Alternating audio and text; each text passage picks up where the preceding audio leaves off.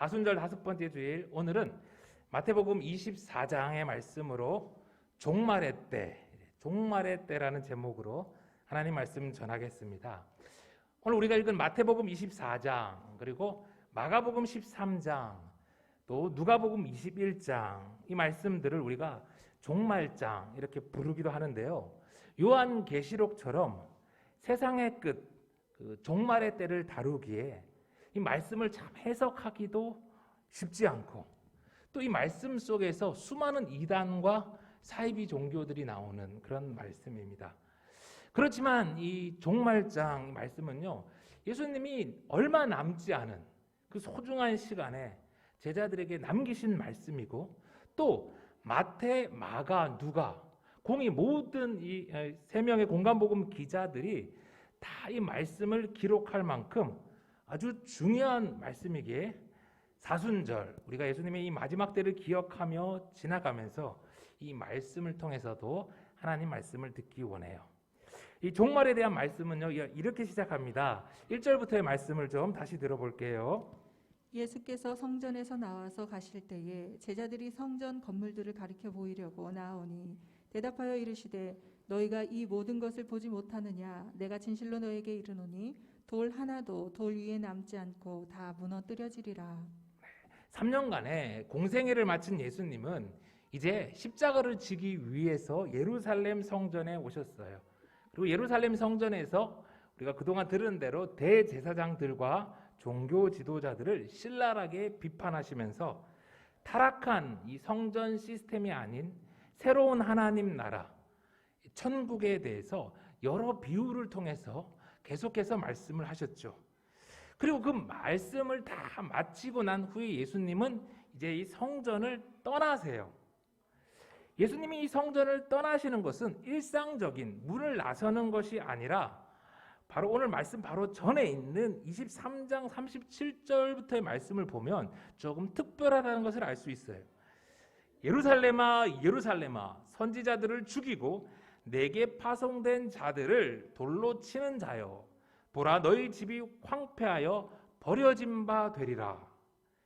내가 너희에게 이르노니 이제부터 너희는 찬송하리로다 주의 이름으로 오시는 이여 할 때까지 나를 보지 못하리라 하시니라.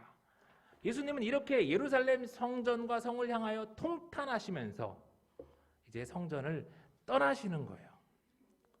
그런데 그런 예수님의 마음을 전혀 이해하지 못한 제자들은 오늘 예수님을 보면서 뭐라고 하냐면, 이제 같은 상황을 묘사한 누가복음 21장 5절을 보니까 어떤 사람들이 성전을 가리켜 그 아름다운 돌과 헌물로 꾸민 것을 말하면서 예수께서 말하며 예수께서 이르시되, 그러니까 여기에 정신 차리지 못한 이 사람들이 바로 제자들이죠. 예수님은 지금 예루살렘 성전을 보면서 탄식하고 가슴 아파하면서 떠나시는데, 여전히 예루살렘 성전의 아름다운 돌과 금으로 장식된 그 인테리어에 빠져서 헤매이고 있는 이 제자들, 물론 평생을 갈릴리에서 고기 잡으며 살았으니까 이제 예루살렘에 와서 그 엄청난 성전을 보면서 놀라고 뭐 대단하게 느꼈을 거 이해는 돼요. 그럴 수 있어요.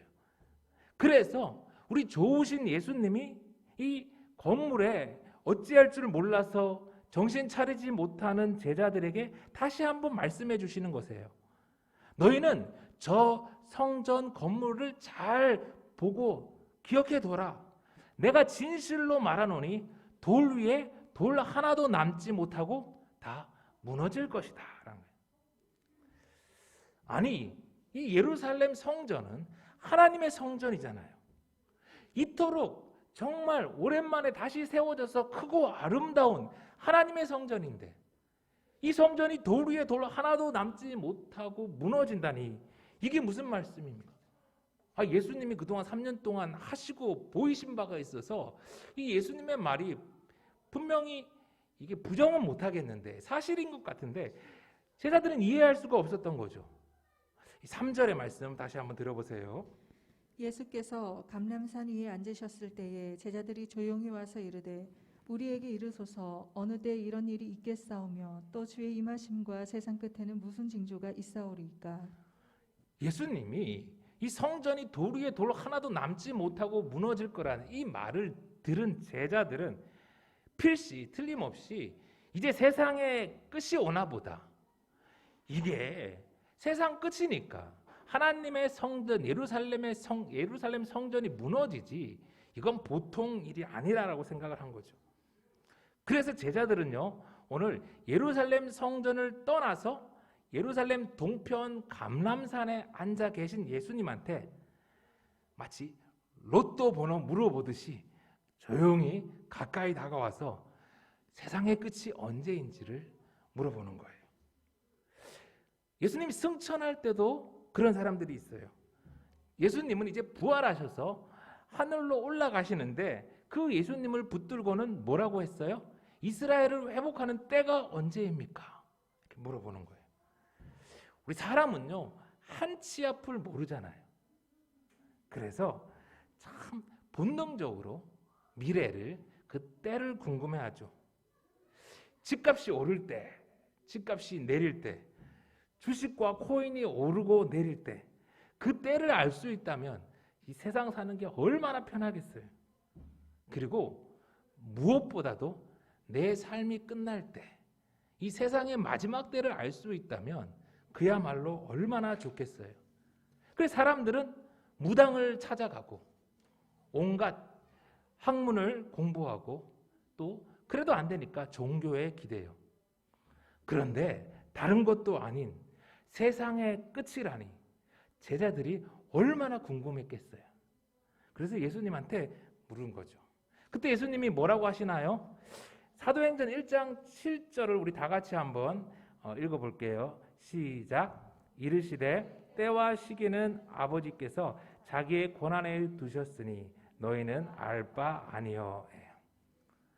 때와 시기는 너희가 알 바가 아니다. 알 수 없는 것에 관심을 두지 말고 오직 내 증인이 되라고 하시잖아요. 오늘 마태복음 24장 이 말씀도 그리고 다른 종말에 관한 말씀도 마찬가지예요. 예수님이 분명히 종말에 대해서 말씀하고 계시지만 예수님은 그때가 언제인지를 말씀하는 게 아니에요. 예수님이 그렇게 말씀 안 하시는데 자꾸 그때가 언제인지를 알려고 하니까 무리하게 말씀을 해석하다가 2단, 3단 이상한 사이비 종말론들에게 빠지게 되는 거죠. 여러분, 마태는요, 오늘 이 마태복음을 유대인들에게 복음을 잘 전하기 위해서 썼어요. 그래서 마태는 예수님의 말씀들을 유대인들에게 익숙한 모세오경처럼 5개로 이렇게 묶어서 정리를 했어요. 오늘 우리가 종말장이라고 부르고 있는 이 마태복음 24장, 25장 요게가 마태가 묶은 5번째 예수님의 말씀들 중에 마지막 말씀이에요. 모세오경의 5번째 마지막 책이 무엇이죠? 신명기 말씀, 신명기예요. 모세는요, 자기가 이제 요단강을 건너지 못하고 느보산에서 약속의 땅을 바라만 보다가 죽게 되잖아요. 얼마나 안타깝겠어요. 그래서 이제는 모세는 광야에서 새로 태어난 그 이스라엘 백성들에게 이제 신명기 31장부터 자기가 죽고 자기 없이 들어갈 그 이스라엘의 뉴 제너레이션 그 사람들에게 이제 거기에 들어가서 어떻게 살아야 될지를 고별 설교를 했어요. 모세와 마찬가지로 이제 예수님은 이 감람산, 예루살렘 동쪽에 있는 감람산에서 곧 무너질 예루살렘 성전을 바라보시며 고난주간의 이 셋째 날, 이제 내가 십자가에서 죽고 떠나면 남겨질 제자들이 어떻게 살아야 될지를 이제 가르쳐 주시는 거예요. 그러니까 예수님의 관심은 그 때가 언제인지가 아니라 이 마지막 때에 남겨질 제자들이 어떻게 살아야 될지인 거죠.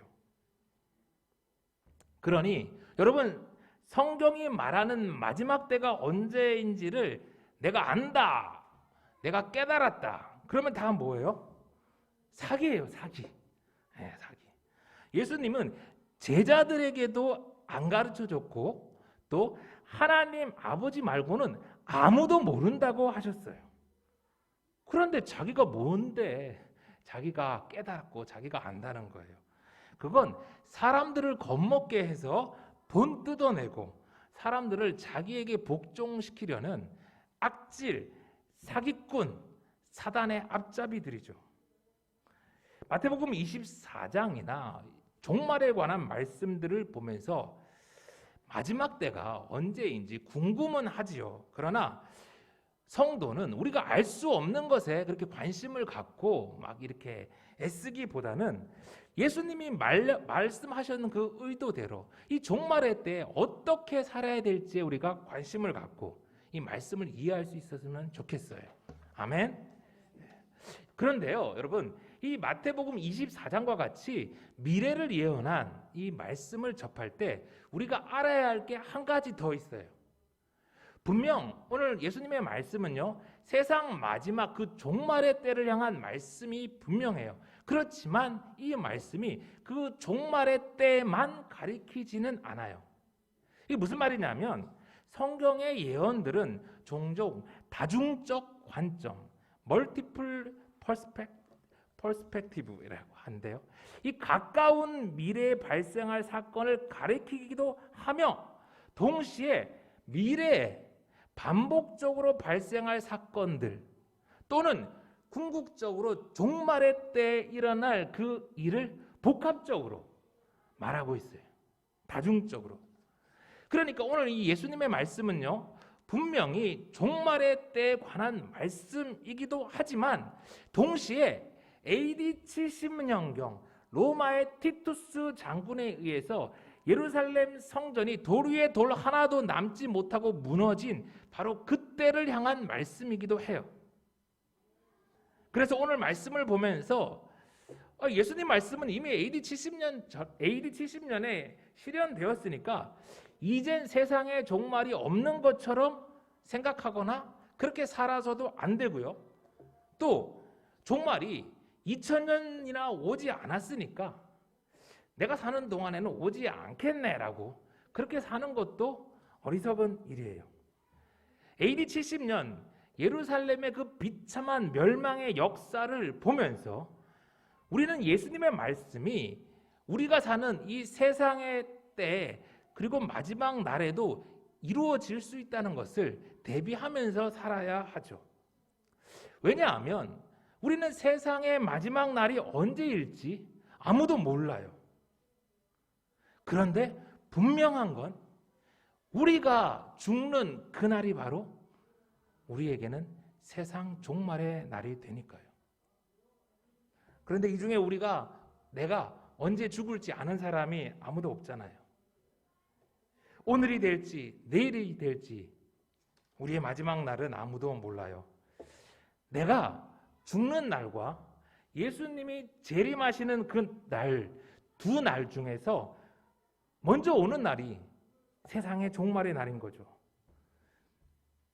그러니 우리 알 수 없는 그 마지막 날을 알려고 그렇게 애쓰기보다는 매일매일을 종말의 날을 앞둔 제자로서 살아가요. 그러면요, 우리 어떻게 예수님이 제자들에게 그리고 이제 교회된 우리에게 종말의 때에 어떻게 살라고 하셨을까요? 4절의 말씀을 우리 다 같이 한번 읽어보겠습니다. 시작. 대답하여 이르시되 너희가 사람의 미혹을 받지 않도록 주의하라. 많은 사람이 내 이름으로 와서 이르되 나는 그리스도라 하여 많은 사람을 미혹하리라. 첫 번째, 사람의 미혹을 받지 않도록 주의하라 하셨어요. 예수님이 이제 종말에 관한 많은 말씀을 하시는데 그 중에 첫 번째로 말씀하시는 게 미혹을 받지 않도록 주의하라는 거예요. 왜요? 그만큼 종말의 때에 미혹받을 일이 많기 때문이에요. 지금도 계룡산에 가면 예수님이 여럿 계시다고 해요. 스스로를 예수라 칭하면서 보혜사라 하나님이라 칭하는 이단 사이비 교주가 하도 많아 다 셀 수가 없을 정도예요. 교주들은 그래도 구별이 되는데 요즘은 정통 교회라는 것도 왜 그리 메시아처럼 행동하는 목사들이 많은지 좀 걱정스러워요. 오늘 예수님은 미혹을 받지 않도록 주의하라 하셨어요. 이 주의하라라고 번역된 헬라어 블레페데, 이거는 블레포라는 동사의 현재 명령형입니다. 이 블레포는 보다, 주의 깊게 살피다라는 뜻이니까 다시 좀 번역해 보면요, 미혹을 받지 않도록 계속해서 눈을 크게 뜨고 주의 깊게 살피라는 명령이에요. 여러분, 좀 힘들다고, 정에 끌린다고 아무나 따라가면 큰일 납니다. 우리나라의 기독교인이 800만이라고 하는데 그중 4분의 1이 이단 사입이라잖아요. 얼마나 많은 사람들이 거짓 선지자에 미혹되어 잘못된 길로 끌려가는지 몰라요. 또 많은 사람들은 자기가 가는 그 길이 잘못된 길인 줄도 모르고 가잖아요. 내가 가는 이 길이 맞는지, 저 목사가 우리를 바른 길로 인도하고 있는지 말씀 잘 들으면서 미혹을 받지 않도록 블레페데, 주의 깊게 살펴야 해요. 종말의 때를 어떻게 살아야 되는지 두 번째 예수님의 말씀입니다. 6절, 난리와 난리 소문을 듣겠으나 너희는 삼가 두려워하지 말라. 이런 일이 있어야 하되 아직 끝은 아니니라. 민족이 민족을, 나라가 나라를 대적하여 일어나겠고 곳곳에 기근과 지진이 있으리니 이 모든 것은 재난의 시작이니라. 요즘처럼 종말의 때가 가깝게 느껴질 때가 또 있나 싶어요. 전 세계를 닥친 이 코로나 때문에 우리나라에서만 벌써 17,000명, 세계에서는 600만 명이 넘게 돌아가셨어요. 코로나로 인한 이 인플레이션도 힘든데 한 달이 넘게 이어지는 이 러시아의 우크라이나 침공으로 인해 올해 큰 기근이 올 거래요. 지진과 산불은 또 얼마나 자주 일어난지 세상을 보고 있으면 곧 종말이 온다고 해도 하나도 이상하지 않아요. 여러분, 그런데 더 놀라운 건 요즘처럼 종말이 없는 것처럼 사는 때가 또 있을까 싶어요. 지구 한쪽에서는 전쟁과 온갖 재앙의 소식이 들리는데 교회에서는 종말에 대한 설교를 참 듣기가 어려워요. 이단 사이비들은 시도 때도 없이 종말을 이야기하는데 기성교회 목사들은 참 종말에 대해서 이야기를 하지 않아요. 여러분, 왜 그럴까요? 이유는 간단해요. 교인들이 싫어하니까. 이 땅에서 축복받고 위로받고 잘 사는 법 이야기하면 사람들이 좋아하고 또 교회로 사람들이 모이는데 심판과 종말, 천국과 지옥을 이야기하면 교인들이 인상 쓰고 교회를 떠나니 목사들이 맨날 땅의 이야기를 해요. 그런데 여러분, 우리 예수님을 보세요. 최근 몇 주 동안 계속해서 들은 말씀이 무엇입니까? 심판과 종말, 천국과 지옥에 관한 말씀 아니에요? 예수님이 이제 십자가를 지고 세상을 떠나야 될 때가 되니까 이제 제자들에게 다시 올 심판과 천국 이야기만 계속 하시는 거예요. 남겨질 제자들에게, 그리고 이 땅에 새로 세워질 교회에게 그보다 더 중요한 게 뭐가 있겠어요? 한 번 사는 우리 인생에 여러분, 재앙이 없으면 얼마나 좋겠어요. 예수 믿고 우리가 꽃길만 걸어갈 수 있으면 얼마나 신나겠어요. 그런데 예수님은 종말의 때 이런 일들이 있어야 한대요. 코로나가 이제 끝인 줄 알았는데 재난의 시작이래요.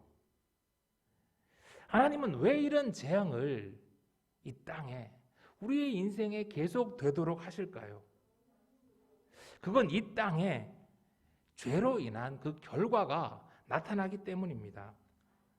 죄로 물든 땅에 우리가 이 종말의 때를 살고 있기에 성도에게도 환난이 똑같이 와요.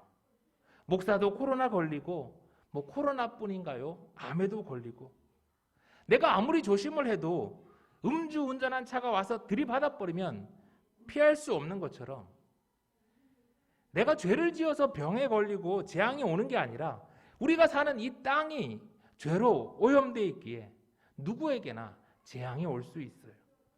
그래서 너 죄 때문이 아니니까 두려워하지 말라.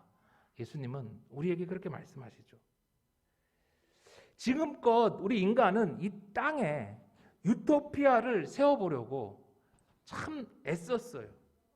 수많은 이데올로기가 나왔고 세상을 덮었지만 그런데 이 땅에 유토피아가 세워졌습니까?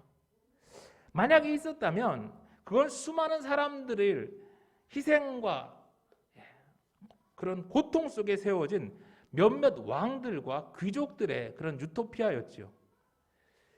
지구온난화로 온 세상이 난리인데 세계 각국이 탄소 감축을 한다는데 잘 되나요? 나라와 민족마다 자기 이익과 욕망을 위해서 온 세상을 불태우는데 어떻게 이 땅에 전쟁이 그치고 전염병이 사라지겠어요? 죄로 물든 인간은요, 결코 땅에 유토피아를 세울 수 없습니다. 하나님은 땅에서 죄로 인해 고통받는 인간들과 피조물들을 위한 다른 계획을 갖고 계세요. 계시록 21장 1절부터의 말씀입니다.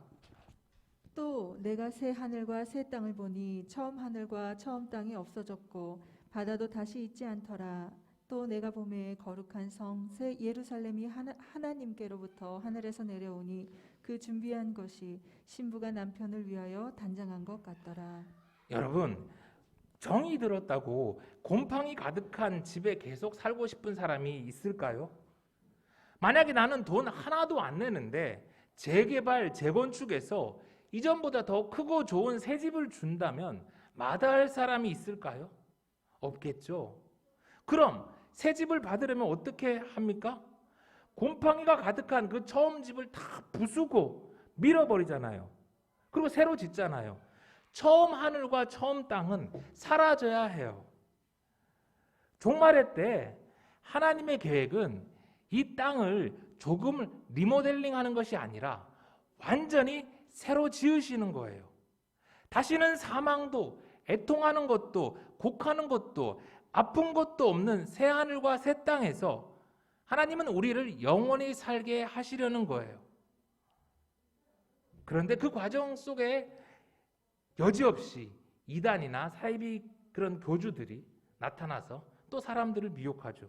뭐 특별할 것도 없어요. 보면 2000년과 레파토리가 똑같아요. 늘 종말이 오니까 재산을 다 팔아서 자기 공동체로 이렇게 들어오라는 그런 얘기죠.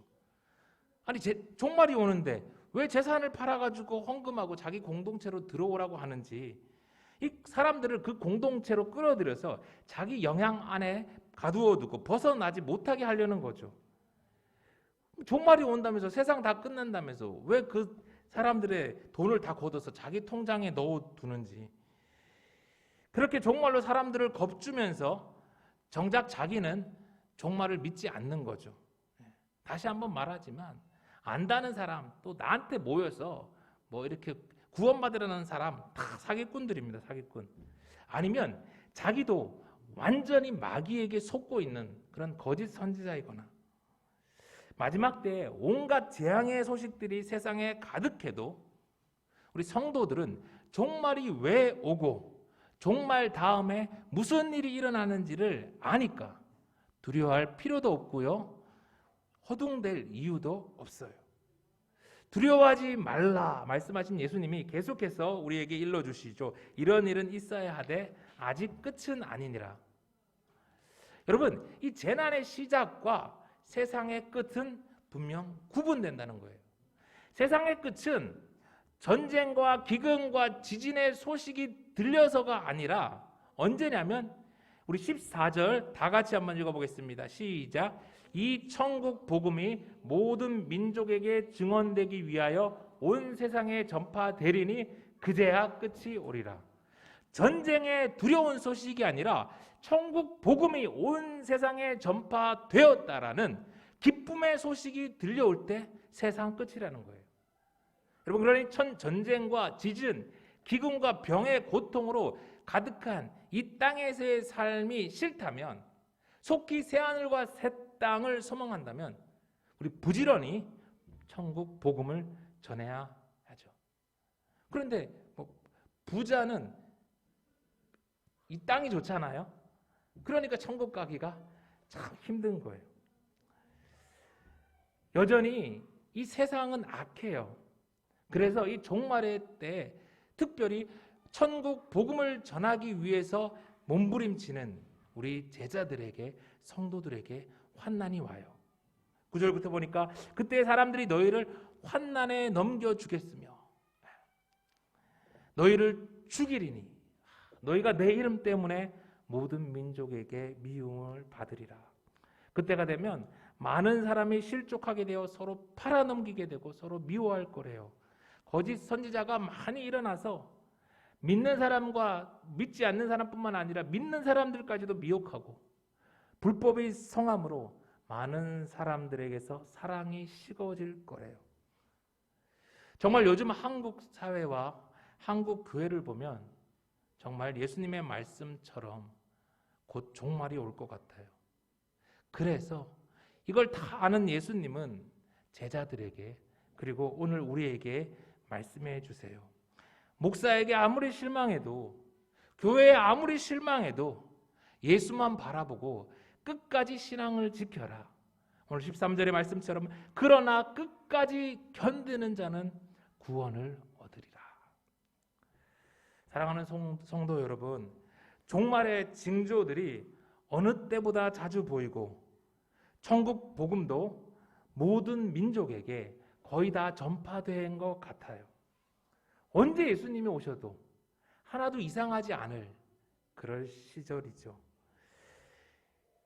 누군가에게 이 마지막 날은요, 두려운 심판의 날이 될 것입니다.